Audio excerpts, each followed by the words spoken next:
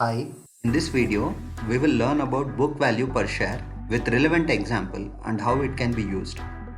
The book value per share metric can be used by investors to gauge whether a stock price is undervalued by comparing it to company's market value per share. Let's understand this using an example. Let's assume an investor is looking to buy shares of a company. The investor has two companies in his list. First company is ABC Corporation. ABC Corporation has a common stockholder equity balance equal to 5 lakhs. It has a preferred stockholder equity balance equal to rupees 1 lakh. Preferred stockholders will get first priority during company liquidation.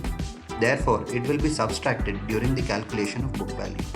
ABC Corporation has a total outstanding shares equal to 1 lakh.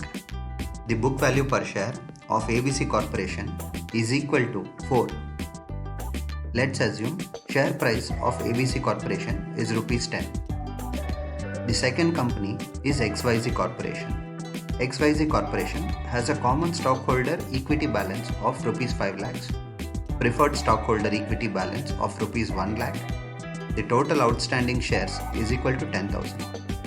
The book value per share of XYZ Corporation based on the calculation is equal to 40. Let's assume the share price of XYZ Corporation is equal to rupees 45. Let's compare the book value of both the companies. ABC Corporation has a share price equal to rupees 10. ABC Corporation has book value per share equal to rupees 4. XYZ Corporation has a share price of rupees 45. XYZ Corporation has a book value per share equal to rupees 40. XYZ Corporation is trading at a value closer to its book value. Therefore, XYZ Corporation is cheaper compared to ABC Corporation. If a company's share is trading below its book value, it is considered undervalued share. Book value per share comes as one of the useful parameter when evaluating the share value.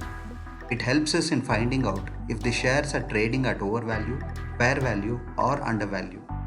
Hope this video came across as a useful information to you. Thank you for watching.